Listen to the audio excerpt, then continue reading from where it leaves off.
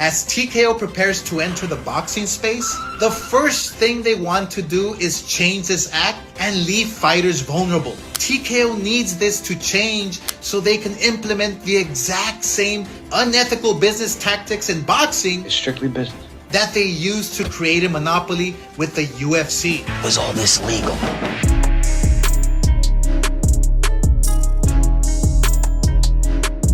Speaking of Golden Boy, let's get to Oscar De La Hoya's comments because he had some things to say about this. Again, I think this could have been said much earlier, but at the same time, I guess better late than never. Here's Oscar De La Hoya from his own Instagram account on slamming the proposed changes to the Ali Act. This was posted, rather, by Everything Boxing on Twitter. As TKO prepares to enter the boxing space, the first thing they want to do is change this act and leave fighters vulnerable. TKO needs this to change so they can implement the exact same unethical business tactics in boxing. It's strictly business. That they used to create a monopoly with the UFC. Was all this legal? Think about this. The UFC was sued by their own fighters for this unethical shit. They recently settled on a $375 million antitrust lawsuit. Absolutely fucking not. Over claims they used illegal practices to suppress fighters' wages. You guys are getting paid? And rival promoters. Their own fighters sued them over this. And after all that, they're coming to another sport and trying to do the exact same fucking thing. So Oscar De La Hoya has not been a fan of Dana White in the past. So I think part of that is leaking into here. I will also read quickly and then toss to you. Eddie Hearn, who talked about this, I believe it was last week, July 28th. So the week before, or no, it was last week, at the beginning of last week. He said, this was like a quote that stood out to me in this interview with Boxing Scene, who is not bought.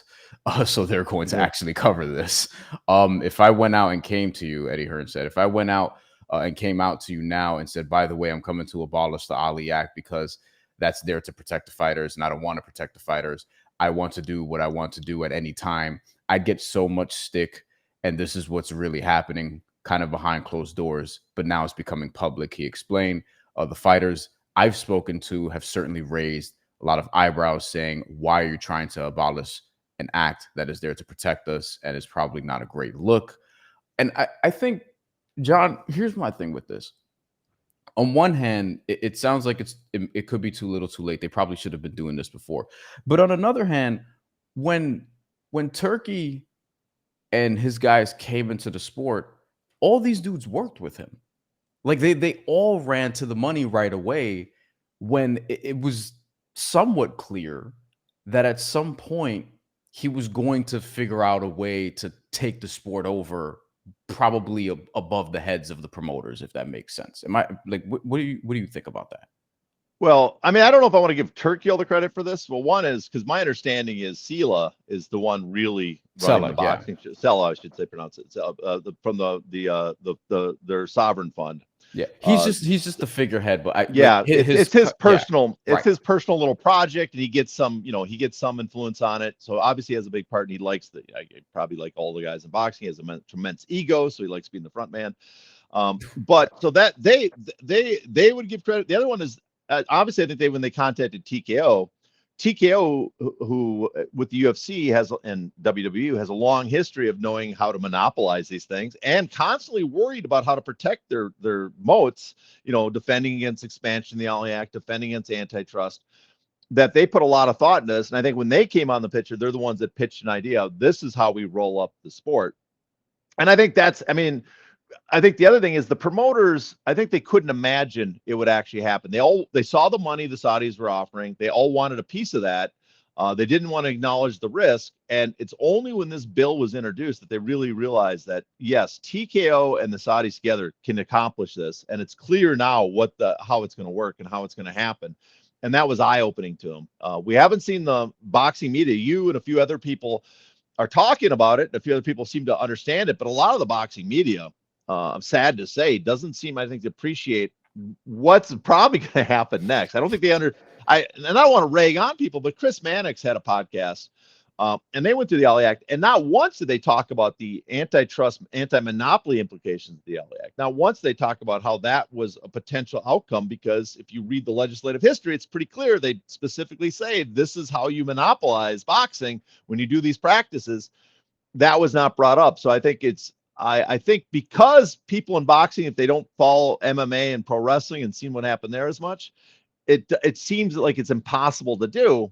But it's the history of boxing. If you go back before the Ali Act, you go back before the IBC of New York versus the United States versus IBC of New York case, boxing had a history of the 20th Century Sportsman Hall Club, the IBC of New York. Boxing was monopolized over and over again, and people got close to doing it again later. So it's combat sports in general are ripe for monopolization. And I think, the promoters are waking up, but it might be, as you said, too little too late, because they're starving on the vine, as either they don't have TV deals or they've all been Pied Piper onto DAZN, which has no American audience. None. And they left the playing field clear for TKO and Saudis, who, let's remember, TKO has much more political connections and entertainment connections, media connections than any of the other promoters, all of them combined. They have the ability with their connections on just regular TV and actors and stars that they represent with the WWE and the UFC, that I am sure they can use those pieces as leverage to say, you want to negotiate with us, not other boxing promoters. You want to make space for us, because if you sign some other boxing promoter, we might not give you access to our material. And so those promoters might be in a year from now, might be in a completely different world, a world of trouble. This is being recorded less than 24 hours after the completion of SummerSlam. Speaking of TKO, and they put Riyadh season in the ring now in the WWE, which they've never had sponsorships on the ring before. They've started to do that now because it's just like more outwardly corporate in a different way. Obviously, publicly traded company as well. They also had an ad run for Canelo versus Crawford that's coming up. I've seen at UFC events, they advertise WWE things because of the relationship between TKO and TKO. Ultimately, like we talk about monopolies, TKO wants a monopoly on combat sports, where it's like we control the three biggest combat sports that get the most attention, be it MMA, boxing, and professional wrestling. And that's basically what this looks like. I want to continue with Eddie Hearn here, because he had another interesting quote toward the end of this. For those guys talking about UFC, Zuffa Boxing, TKO, Turkey, like that whole conglomeration, if we want to call it that. For those guys, it's all about ownership and control, said Hearn. And I get it, but it doesn't work like that in boxing. You're not going to operate in a world where fighters do as they told or do as you think they should do, unless it's fighters of a particular level. And when I look at the recruitment of the league that they're trying to build, he's talking about the fighters they're talking to and the fighters I know that they've signed. They are fighters that would do whatever TKO wanted to do because of the opportunity. For the bigger names, for the bigger fights, they're just not going to do that. And fighters aren't just designed to do as they're told. They have their own brains, they have their own opinion, and they have a team of people that are there to structure a career of a fighter with a promoter. I don't know. Do you agree with this? Well, I mean, fighters, they might not go along with it until they have to go along with it. I mean, that's what UFC fighters, MMA fighters might not like what the UFC does, but they still sign with the UFC because that's the only place for opportunity. I think the best hope for boxing, other promoters, is if TKO and Dana White and Ari Emanuel believe their own hype that they can just build stuff from scratch. Because if you look at how they built the UFC, it wasn't, that's the Zuffa myth they created, but that's not how they did it.